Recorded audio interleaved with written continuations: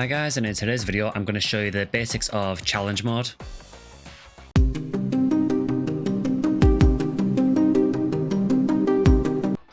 Hi everyone, welcome back to another video for Phantasy Star Online Blue Burst. And this video will also relate to the GameCube and Xbox versions of the game as well. So today's video, what I'm going to do is I'm going to do what is essentially like a beginner's guide to challenge mode. So challenge mode is a special game mode in PSO that is separate from regular gameplay.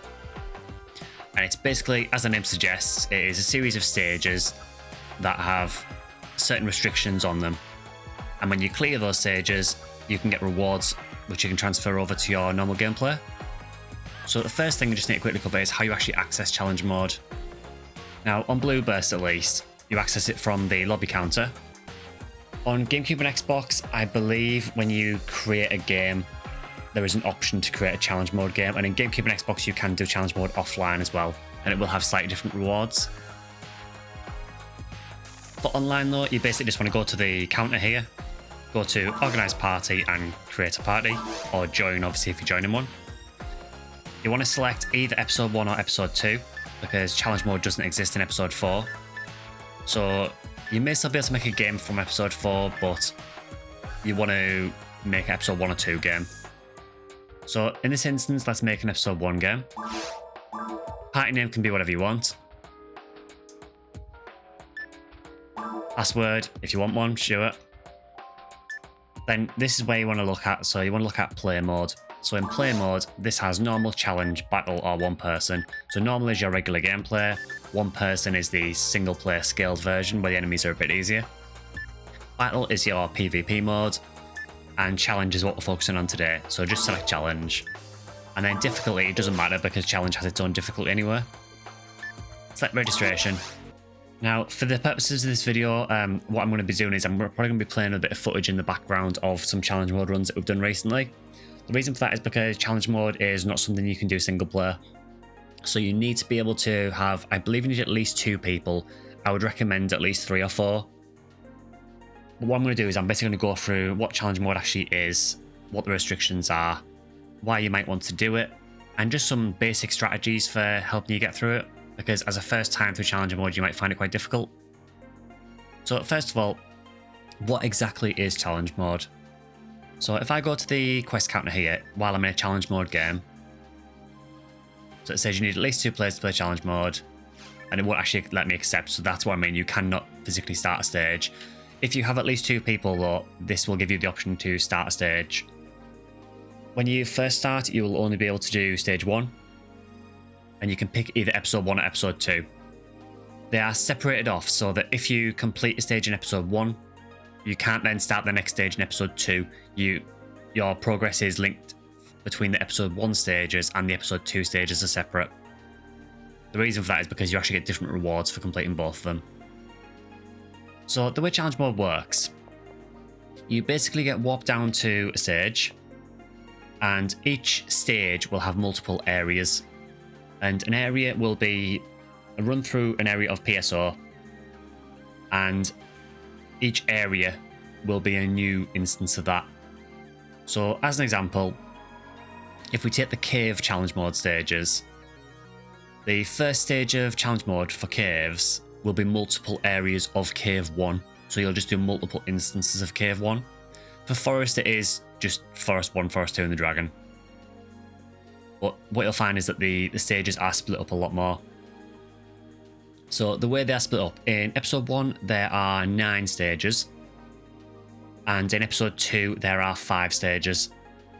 Now, Episode 1, I believe, is split up the following way. So Episode 1, I think Stage 1, you do Forest 1, Forest 2, and the Dragon. Stage 2, you do Cave 1. Stage 3, you do Cave 2.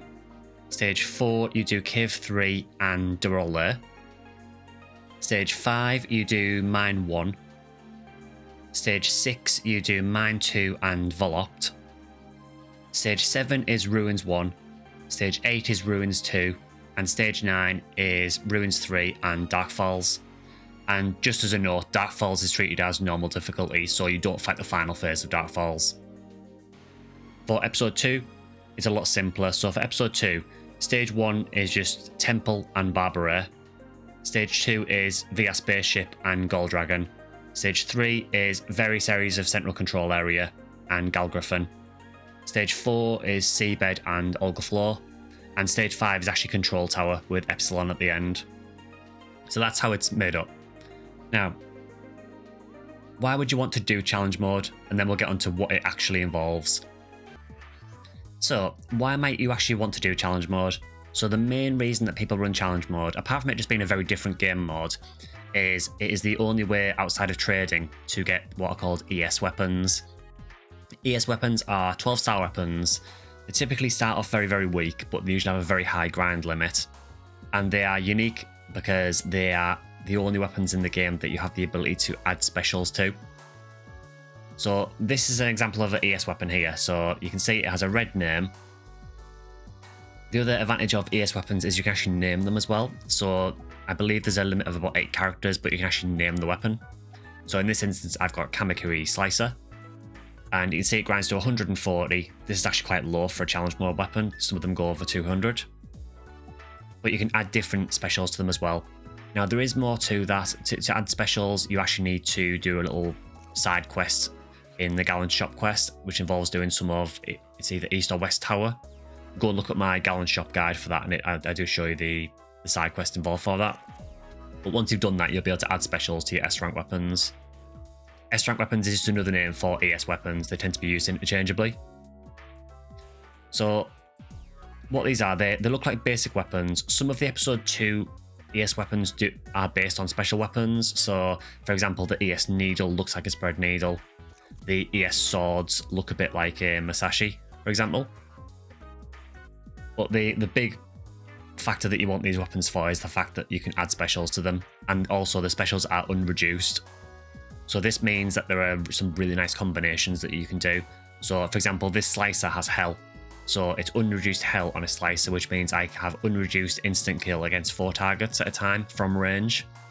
You can also do things like you could, for example, do a Demon's Needle, which would let you cut enemy HP by 75% on up to 5 targets at once, which obviously is extremely good when it's unreduced. So they are fantastic weapons. The only disadvantage with ES weapons is that they can never have any percents. So I don't think you can add percents to them, and you can't get any with hit. So that is the only real downside of them, but they are still well worth going for. And as I said, the only way of getting these is to either trade for them, which they are relatively expensive, or do challenge mode. So that is the main reason people do challenge mode. There are other rewards as well that you can get, which depends on the rank that you get at the end. So you can also get things like some of the God Shields and some other gear like that. If you're playing GameCube and Xbox offline, I believe offline challenge mode is one of the only ways to get things like the Chameleon Scythe and the Crazy Tune as well. So some of these sort of joke weapons. But for Blue Burst in particular, I would say the main reason people do it is for the ES weapons for sure. So now that we know why you might want to do challenge mode, let's look into what challenge mode actually involves. So with that, let's cut over to some footage of me actually running challenge mode, and I'll sort of narrate over the top of it. Okay, so what we've got here is some footage of me actually running challenge mode. This was done on a stream a few weeks ago. Now this won't be perfect play by any means because I was very, very rusty, particularly in episode 2. But this is just to give you a rough idea of what challenge mode looks like when you're actually playing it. So this is episode 2, but it's pretty much the same principle for episode 1 as well. So the way this works is you'll get spawned into a stage, you will have fixed gear. Your level, in this case we're all starting at level 5, but in some stages you might start at slightly different levels depending on your class. But you'll start at a fixed level. You will have fixed gear, and you generally won't have much. Your goal in challenge mode basically is to work through all the stages as fast as possible. You can see there's a timer at the top of the screen, so you are trying to do it as fast as possible. And the only other thing you need to worry about is that if anyone dies without escape doll, you fail, and you have to restart that stage. You don't have to restart the entire challenge mode, you just need to restart from that stage that you failed. So as an example, we did a spaceship run where we then died on Gold Dragon, so because of that then we had to do spaceship again. So what you'll see as we go through is that people are calling out some of the drops. That is a really, really useful thing to do in challenge mode because unlike other gameplay in Affinia, your drops are not instants per character. your drops will be the same for everyone, so everyone shares drops like old PSO. Because of that, you will find that a lot of gear needs to go to specific people to make it worthwhile. As an example of what I mean by that, if you find something like a rifle, there is no sense in challenge mode of a hunter picking it up because they're not going to be able to use it. And by not letting a ranger have that rifle, you're basically hindering the ranger and preventing them from doing their job better. What you'll find in challenge mode is that every kind of character archetype has very specific roles that they tend to fill in. So an example of that is your hunters will be quite often be your primary damage dealers. They'll be on the front lines taking care of a lot of the enemies. Because of that, you want to make sure that a lot of the gear goes towards the hunters because of that. Your rangers, honestly, one of the big advantages of having a ranger is there are some stages where you might need to hit traps that are out of reach of other classes, maybe to access box rooms to get more gear. Also, it's just handy having a class that can stay back a bit and provide safe damage. The other main benefit, particularly if you go with an android, and we'll get onto character classes to use shortly, particularly if you're using an android, having the ability to see traps is fantastic for challenge mode, and a range obviously has the range to take care of those traps, which could be very dangerous to some other characters in the party.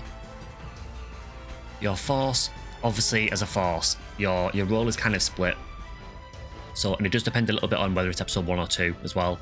In episode 1, I tend to find that force struggles to sort of maintain offensive techs for any real period of time. You tend to find that you will run out of fluids quite often in episode 1. In episode 2, it seems to be less of an issue. You do seem to be able to be a bit more aggressive, and I think that's because you level up more often. And obviously every time you level up, you get your TP back. Your other ability as your force, obviously, is to keep your team alive. So you want to be buffing your team on dangerous spawns. You won't probably be able to buff teams constantly like you would in normal play because you just don't have the TP for it. But you do want to be making sure that you're buffing them whenever it's safe to. Or whenever you're on a dangerous spawn, then you know that you want to buff the hunter attack power to help you get through the stage faster. Obviously, places like bosses, you definitely want to make sure your team is buffed on. In regards to healing, I would recommend really only healing with a force, providing you've got Resta because you don't always have it. If you do have Resta level 3 or above and you can heal other people, I would typically heal other people if either anyone is on very, very low HP or if there's a few people who are a bit beaten up. Don't just heal constantly because you will just burn through your TP and you just won't have the TP to survive through the stage. Number one thing you need to remember is just make sure no one dies. You can die if you've got escape doll, that's fine, but really you want to be trying to save escape dolls for the really dangerous parts of the quest, which is often the boss fights. So just bear that in mind. So that's kind of a very rough breakdown of the roles that each class will tend to play. So next, let's cover some classes that you might want to use, classes you might not want to use for challenge mode, and then I'll cover briefly a rough idea of who I think some of the gear drops should go to. So for challenge mode, obviously every class can technically be used in challenge mode. However, I would recommend sticking with specific classes for it just because some classes are much more useful in challenge mode. So let's start with Humor. Humor, I would personally not advise using in challenge mode. Reason for that is because at a very, very low level, all you're really bringing to a party with Humor is your attack power, because you won't have enough mental strength to use a lot of the technique drops. Yes, you'll do more damage than a Hugh will, but you're still going to be outclassed by a Hugh cast. So I would not recommend using a Humor for challenge mode.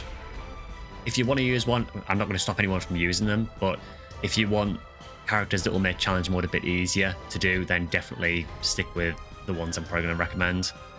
So I would personally not recommend a Humor. Similarly, I would definitely not recommend a Hugh will. And this has come from someone who has done challenge mode with the Hugh will before. Hugh will, I honestly believe, is one of the worst classes for challenge mode. She has quite low health because you're low level. Her mental strength, you might be able to use the occasional tech here and there, but with the attack tech, you're probably not going to do that great damage. And you may not get enough MST to use some of them as well. Her attack power is still going to be quite low. Her accuracy isn't too great at low level. So you have a lot of things going against you with Hugh will. Again, I'm not going to stop you from using it, but I would strongly advise you not to go with a Hugh will for challenge mode. On the other hand though, I would strongly suggest you to go with the Hue cast. So as you can see from the gameplay here, our party is basically 2 Hue casts, a Ray cast and a Phantasy. Honestly, that's kind of one of the main setups you want. Hue cast is fantastic for challenge mode because not only do they have decent HP, they have very, very high attack power. The accuracy is pretty low, but honestly, all the hunters probably struggle a bit for accuracy apart from Hue Seal. And crucially, you have really high attack power. You also, as I've mentioned, have the ability to see traps. You have the ability to use traps. Traps, as you can imagine, when you're trying to get through a stage without dying, things like freeze traps and confuse traps are absolutely fantastic for that. You can just lock down really dangerous spawns, which is just super useful. So Hue cast is definitely recommended. Hue Seal is recommended, but I would probably just go with one in a party if you are going to use one. Hue Seal honestly isn't much stronger than Hue Whirl, and your health's okay, but it's not fantastic. The main benefit of Hue Seal is that they have high accuracy and still have reasonable attack power. What that allows them to do is they'll quite often be able to access some of the range drops, like some of the handguns, and in some instances having a hunter that can use a handgun is really, really useful for challenge mode.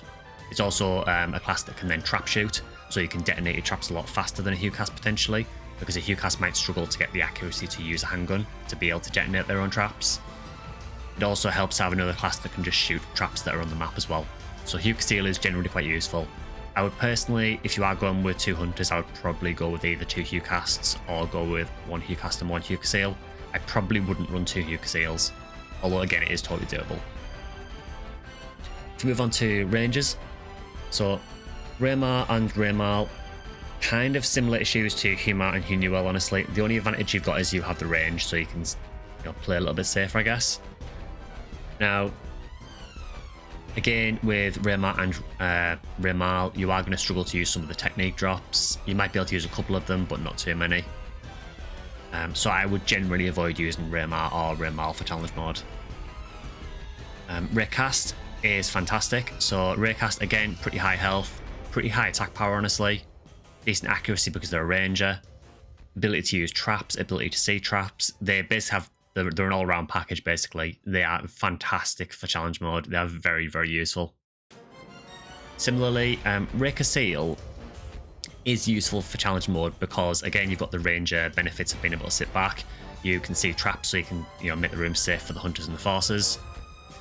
You also have the ability to use traps as well, so that brings a lot to the party as well. The only real big disadvantage with Seal is you have very low attack power, and at low level, honestly, your health isn't that great. Seal does end up with a lot of health later on, but particularly early game, it is quite low. So I would always err toward using a Raycast rather than a Seal for challenge mode, but Seal will still be useful somewhat, it's just that your damage will be lower. For forces, I kind of feel like any force could get away with challenge mode because just particularly in some areas, having the ability to do technique damage is just really useful. Some enemies are quite hard for the hunters and rangers to take care of, so having the ability to use those techs and do damage is really good. For Formar, you have obviously the Gi tech boost, which is useful for some of the stages later on because you will start getting some Gifoy, Gizonde, Gabata drops later on, so that's somewhat useful. You also have a little bit of a benefit with Formal as well, so Formal obviously has a lot of support tech buffs, which is good for keeping your party alive. However, Formal I'd be a little bit cautious of just because they don't really have any good offensive technique boosts. They only have grants, and the likelihood of finding grants in challenge mode, I don't know if it's actually possible to find. So I would maybe stay away from Formal, but honestly I think any force can work. Fornium is very, very useful for taking care of spawns if they're weak to techs. Because obviously they get the Gi-Tech boost like Formar, but they also get a Ra-Tech boost, which in some areas, particularly in episode 2, the later areas, you will get Ra-Tech drops sometimes, like Rabata, Rafoi. So Fornium can be very useful. They also have obviously very high MST for more tech damage. Quite often you will see people will either pick Fornium or Funuel. Funuel obviously has the highest MST in the game, so is very useful for tech damage. It also crucially has a boost to simple tech, so Foi, Zonde and Barter. For the majority of challenge mode, Foi, Zonde and Barter is going to be your main source of damage with the force. You will find some other techs now and again, but the majority of your damage will come from those 3 basic techs. and having that 30% boost to the damage of those is really, really useful. Also, Funuel has a boost to rest and anti-range as well, so you can keep your party alive a bit easier. So they're generally extremely useful in challenge mode. The only big downside with them is that they are extremely fragile. Generally, if anyone is going to die in challenge mode, it's going to be a Funuel. There are some attacks in some stages that will just one-hit kill most forces, and will definitely one-hit kill a Funuel. So just be very, very careful if you are playing the Force. Be very cautious about what you're walking into, such as that paralysis there. You know, that becomes a problem in challenge mode because then I can't use techs, and you only have limited anti-paralysis to use. Just a little tip on that: if you do get paralyzed by the lilies in caves or temple, if you don't want to waste anti-paralysis, just get poisoned, because poison and paralysis can't exist at the same time in PSO. So if you get poisoned, it will get rid of the paralysis, and then you can just use an antidote or anti to get rid of the poison. So with that, as you go through challenge mode, you are going to find different kinds of drops, and what you're going to do is you're basically going to assign them to different classes. You will often decide this before you start running through, just so you're not stopping and discussing what you want to give to people. You can see in this run we are discussing it a little bit, and that's because we haven't really run challenge mode for a long time, so we're sort of working out as we go through in this footage here. So generally, some people may disagree with this, but my recommendations would be any melee weapons, priority goes to the hunters. If the hunters are well equipped, you can give things like sabers to rangers as well, because raycast will still do decent melee damage. Typically your melee weapons are going to be priority for your hunter. Similarly, range weapons, so things like rifles should be obvious. They should always go to your rangers because no one else can use them anywhere. Also things like shots. For handguns, the lines are a little bit more blurred.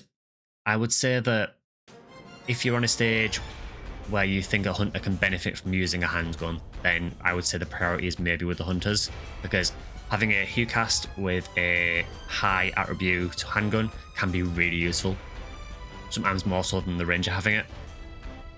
So I would say hunter or ranger can go for handguns. Quite often you will find that hunters will tend to be favoured for them because it's one of the few range options they've got.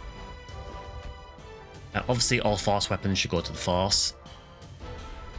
Similarly, all technique drops should go to the force for obvious reasons. For frames and armour, so for frames I would say that it's going to depend a little bit on what unit drops you get, but typically your hunter is going to be the one taking a lot of the damage in challenge mode, so they're going to be, you know, up in the enemy's faces. So you want to make sure that they've got that little bit more defense. So I would say that frames and armors typically priority would go to the hunter. Exception to that is particularly if some mind units drop. If mind units drop, then you might want to consider giving your force the frames. Obviously, forces can only use frames and barriers. They can't use armors and shields, so just bear that in mind. I would say that Ranger is probably the least concerned for frames and armors, because typically Rangers are there in like a support role. So I would personally cater more towards hunters and forces for the frames and armors. Armors for hunters definitely, frames either hunter or force. So next thing is materials. My personal recommendation is HP materials. This is going to depend a little bit on the stage. So as an example, in Ruins, you know that your force needs to have enough health to survive Faltz's Divine Punishment, which is fixed damage. So if you know your force doesn't have that much health, then you want to give HP materials to your force to get them to that health threshold. Typically, honestly, I would personally just give HP materials to the force anyway, because if the force does get hit, there's a real risk they might get killed because they are super fragile in challenge mode. If the force is on reasonable HP though, then you might want to consider giving it to the hunters because they'll deal with a lot of the enemies up close.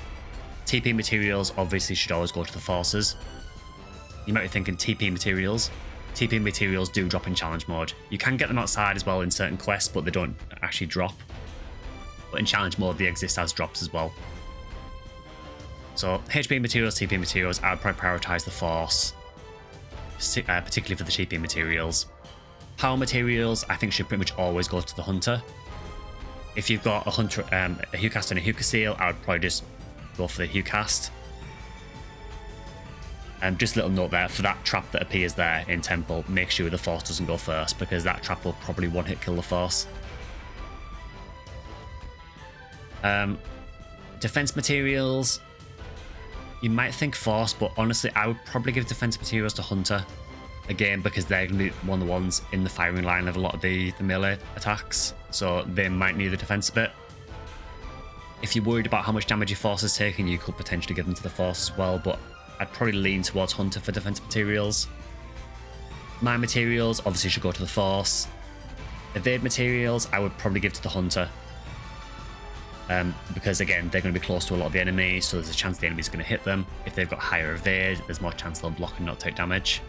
Realistically, Force is going to be a little bit of a distance away from a lot of the enemies, so it kind of makes sense that they would stay back a bit.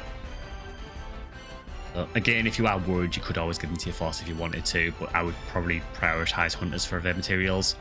Luck materials, again, should be Hunters, because they're the ones dealing your big hits. Rangers, realistically, in challenge mode, are not going to be doing that great damage unless they can get a really high attribute saber. So I would personally go with Hunters for luck materials, just to increase the chance of them getting crits. Little note is that the materials in challenge mode do actually boost your stats by more than normal, so just bear that in mind as well. So as an example, a HP material in challenge mode, I believe, gives you 10 HP instead of 2. So that's your materials. Grinders, I would probably just gravitate towards giving them to the Hunter to get as much damage as possible out of their weapons. So what you can see is that Ranger really doesn't have priority on a lot of gear, at least in my opinion. Some people might disagree with that, but typically I would prioritize giving a lot of gear to the Hunters, and then anything to do with techs give to the Force. So that's kind of how I see things. You can probably see in this part here, we're sort of struggling to figure out where the switch is. There is a switch just around the corner that we totally missed. So that's how the priority works in my eyes. So next up, just a few things that you might want to know about challenge mode. So there are certain things that I would recommend for this. First one is, if possible, use voice chat. I cannot stress how useful voice chat is for this. For this one here, I was actually doing this on a stream, so I was basically communicating with them over the stream, and the team was communicating back by text chat, which honestly isn't the ideal way of doing it. We have done runs off stream as well where we just all do voice chat, and it is much smoother. Voice chat, you can instantly reply to people, you don't have to stop running to start typing, so I would definitely recommend using something like Discord for voice chat. That's number one. Secondly, there are certain things you can do in challenge mode to indicate things to other players. So as an example, there are certain things you can do. So one thing you can do is there are quick ways to indicate to other players how you're holding up for items. So quite often you will type something that indicates how many monomates, how many dimates you've got, and how many scapes you've got. You don't need to indicate how many trimates or trifluids you've got because they don't drop in challenge mode. So typically, if I type something like, for example, 531, that means that I have 5 monomates, 3 dimates, and 1 scape doll left. It's just a really quick way of telling other people what your current situation is. And typically everyone else will say the same, and you'll quite often do that as you get further through a stage so that you can reassign items to people if you need to. So if someone, types and they say, 100, then that means they've only got 1 monomate left, which is obviously not good. So in that instance, then what you might do is someone with more monomates might drop a couple for them, just to try and share things out a bit easy. Similarly for fluids, you can do the same kind of thing. It's up to you how you want to actually announce it. For fluids, you might want to do something like type an F before the numbers so that it's fluids, not mates. So there are different options that you can do. So that's one thing you can do in challenge mode. Another thing you can do is, if you do find some items, so say you go off and go to a box room and get a load of gear, obviously some of that gear is probably not going to be useful to you. Don't just leave it where it is. Still pick it up if you think it's going to be useful for anyone.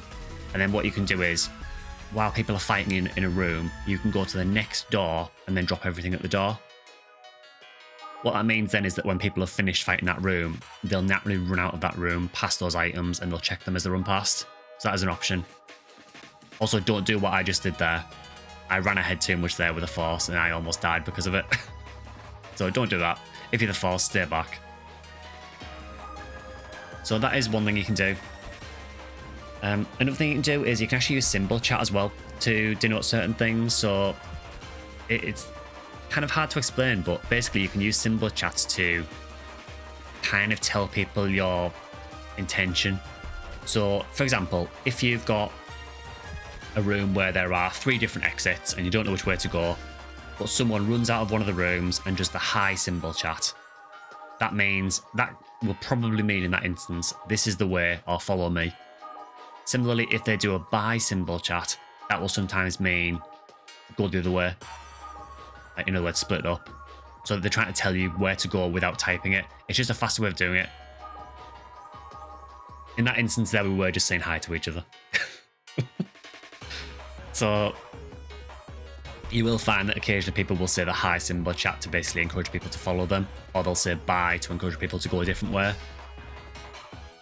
So it can also mean other things as well. So sometimes if someone finds an item, or if someone finds a switch that someone needs to step on, sometimes they will say hi to encourage someone to come and find them. So there are ways you can use symbol chat for it as well. Honestly, I find that the symbol chat and the typing out mate was more a thing that was done back when the official servers were up, because it was very unlikely you would have voice chat. Nowadays, if you are using voice chat, you can probably just tell people, but it is another way of doing things, particularly if you've got someone in the team that isn't on voice as well. So just bear that in mind. So with that, just some other tips for challenge mode just to finish this video out really. So first of all, this room is a perfect example actually. Do not just hit every switch you see. I know in PSO, in regular gameplay, you can quite often just hit switches and it won't really have any repercussions. In challenge mode, there are a ton of traps designed to catch you out. So do not press random switches. There was actually one, if you look back a little bit earlier, there was actually some pop-up traps that spawned, and that was because someone hit one of the wrong switches here. So in this instance, you can see I'm hesitating of which switch to press here. And then we look at the map and we find out it's the left switch, so we just press the left. We do not press the right switch because that'll spawn another trap. So don't just go, don't go pressing every single switch you see, because it will probably bite you in the ass. Secondly, when you are running through corridors, I mentioned it a bit earlier, but ideally you want someone with trap vision, or failing that, a hunter, to go first. You can also use the symbol chat method to signal traps to the force as well. So if you're running through an area and say you're using a Hue cast, but you don't have enough accuracy to use a gun, so you can't get rid of the traps, you can see these traps in the corridor. What you'll do with the Hue cast is you'll run through the area with your menu open so you can run past the traps. And let's say the traps are on the left and the right hand side of the room. The Hue cast might run through the left hand side of the room, detonate the left hand side traps behind them, and then we'll say hi on the left hand side of the corridor to signal to the force that it's okay to follow on the left hand side. Again, with voice chat, you're probably just going to say stick to the left, but it's another way of doing it if you don't have voice chat without stopping to type everything out, because ultimately you are against time here, so you are wanting to get through things as fast as you can. Next thing I would say is keep an eye on your level. So particularly with a force as well, it applies to everyone, this for mates as well, but for forces, for fluids as well. Make sure you keep an eye on your level, because the last thing you want to do with a force is use, for example, a dye fluid because you're getting low on TP and then level up. You've essentially just wasted a dye fluid, which you don't drop very often. So because of that, if you see that you're getting close to a level, particularly with a force, even consider just hitting things with a rod, with a melee attack, or if you're running out of TP completely, maybe just use a mono fluid instead of a dye fluid if you think you're going to level soon. If you think you're very close to leveling, you might just want to melee with a rod, and even if it just does 1 damage, just to get that tag on the enemies, and then when they explode and level you up, you'll get your TP back, which then allows you to conserve those fluids. So item management is one of the biggest things in challenge mode, honestly. You want to make sure that these items last you to the end of the stages. Similarly, in areas that have bosses, so for example this stage here, at the end of the stage you fight Gold Dragon, you don't want to get to the Gold Dragon fight and have no items left, because you're just going to fail it. So make sure you are planning when to use your items. With a force, if you've got Rester, what I typically do is if I have Rester level 3, or to be honest, if I have any level Rester, I will typically drop all my mates for the Hunters and Rangers, because if I need to heal, I'll use Rester. Realistically, with a force, I shouldn't be getting hit too often anyway. Now and again I will get clipped, but usually I'll be out of harm's way. You can see I keep sort of backing away from the wolves a bit just to try and stop them from leaping at me. So typically I will drop a lot of my mates with a force to let the Hunters and Rangers use them. particularly if I don't have rest to level 3 actually, because if I don't have rest to 3, I can't heal anyone, which means that they need to use mates to heal. So if I can give them my mates, it gives them more opportunities to heal, which obviously helps them out a lot. Similarly, quite often, check your gear at the start of the quest, because quite often what you'll see is that the hunters and rangers might start with fluids. If that's the case, drop your fluids for the force. If the force can't carry them, keep hold of them, and if the force needs spare ones later, you can give them. You could also probably see just at the start of this room as well that, again, we said hi there to tell everyone to come to this room. So just a little communication tip, really. So yeah, make sure you are sharing out your gear as best as you can. You know, you don't want to be hoarding everything for yourself, because ultimately if you get killed, no one can use it. So make sure you are sharing the gear out the best you can. Make sure that the force is getting fluids. If you do find any, make sure that the hunters and rangers are getting the mates. Similarly, occasionally there are stages where the hunter or ranger might want to level their mag slightly, particularly for dex, and it's mainly for hunters. So quite often hunters will want to level their dex on the mag slightly, just so they can level up to get another ATA, because it might help them to use a handgun. If that's the case, then people should ideally drop their antidotes or their anti-paralysis. Now that does kind of depend on the stage. If you're doing Temple, for example, and you're playing the Force, you're probably not going to want to drop your anti-paralysis, because you might need them for the lilies. If you're playing something like, let's say, Spaceship though, the likelihood of you getting paralyzed in Spaceship is extremely low, so you could probably get away with dropping your anti-paralysis in that instance. Once the hunters have leveled the mag and they can use the gun, then obviously any antidote or anti-paralysis should probably stay with one of the non-cast characters, because they can actually use them for other things. For hunters and rangers, you probably don't need to level power that much on your mag. I wouldn't have thought you would need to level it really. Typically you get enough power materials and enough level ups during the stage to not require you to level your mag's power, so it's really probably going to only be the dex that you focus on. Similarly with forces, you probably don't need to level mines on your mag. The main reason for that as well is because quite often mines will require you to use fluids to level on your mag, and the last thing you want to do is use fluids that you desperately need. So also another quick tip for forces, make sure that you use Zalor on bosses in particular, but also on things like Panams in episode 1 to lower the defense. In episode 2 it's not as much of a requirement because they have low defense, but in episode 1 you need to help the hunters and rangers be able to even hurt them, so make sure you use Zalor when you can. There are a couple of instances where enemies are immune to Zalor, so the Gold Dragon for example is immune to Zalor, so don't waste TP casting it. Also, this should be pretty obvious, but make sure you look up enemy tech resistances if you are playing the Force. The last thing you want to do is be wasting loads of TP trying to figure out what things are weak to. So just bear that in mind if you are going through the stages. So I hope that's been relatively useful. I know this is like just a general overview of how challenge mode works. Once you complete challenge mode, you'll be given a ranking. In terms of when you've completed all the stages, you'll get a ranking. The ranking will then give you a special rank that you can appear above your head in the lobby. And it will also give you an item based on what your completion rank was. So if you get B rank, you'll get an item. If you get A rank, you'll get an item. If you get S rank, you'll get one of the ES weapons, which you can choose. Just a note, if you do get through challenge mode and you get an S rank first time, don't feel that there's no way of getting the A or B rank clear items. All you need to do then is just clear one more stage of challenge mode with any time and you'll get one of the rewards. So you'll probably get the A rank rewards and the B rank rewards. So you will still get them, it's just that you'll get the S rank ones first. So yeah, I hope that's been relatively useful. If you do have any more questions about challenge mode, please feel free to leave them below. It is a really interesting game mode and I would thoroughly recommend anyone trying it. The ES weapons are well worth getting. I may do a video at some point sort of covering recommended ES weapons to get. Honestly, you could probably get a reasonable idea of those by, if you look on something like Affinia's Discord, just look up the ES weapons that people are trading, and that'll probably give you a decent idea of the ES weapons that are generally more valuable. So I will also say that if you can, try and use a map for challenge mode, particularly if you've got a second monitor that you can use for Blue Burst. Ideally, you want to have a map up if you can. For the maps, I think for episode 1, I don't think the guides are done on Affinia from what I remember. So for episode 1, I would recommend using the maps that are on PSO World, which are really, really old maps from back when the servers were up, but they still work fine. For episode 2, you can use either PSO World or you can use the maps that are on the Affinia wiki. They are really, really useful, and they'll generally give you some hints about certain enemies you might want to kill, certain enemies you might not want to. Because, I think I forgot to mention this, but generally in challenge mode, you do want to skip enemies if you can. The only time you want to kill enemies that are over and above the requirement is if you're a bit low on gear. Maybe sometimes it's worth killing them to try and get some gear drops, which I think is what we're trying to do here, because we're not that well equipped. So yeah, just bear that in mind as you're going through, sort of judge it as you go.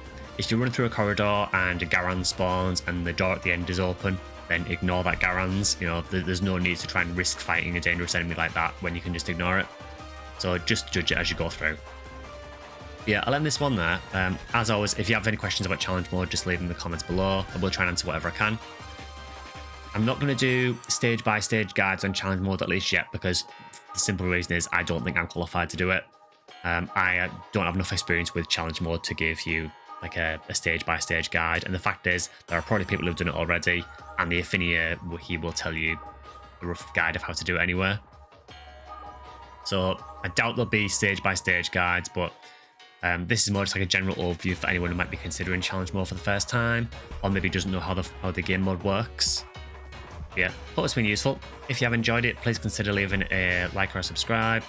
I also stream twice a week on YouTube and on Twitch simultaneously. My Twitch is also Section Skyline, where we play Phantasy Star games, and we also play a few other games midweek as well. You can also follow me on X at Section Skyline, and we also have a Discord that you can join as well, so feel free to join us over there. I'll leave a link to that in the description.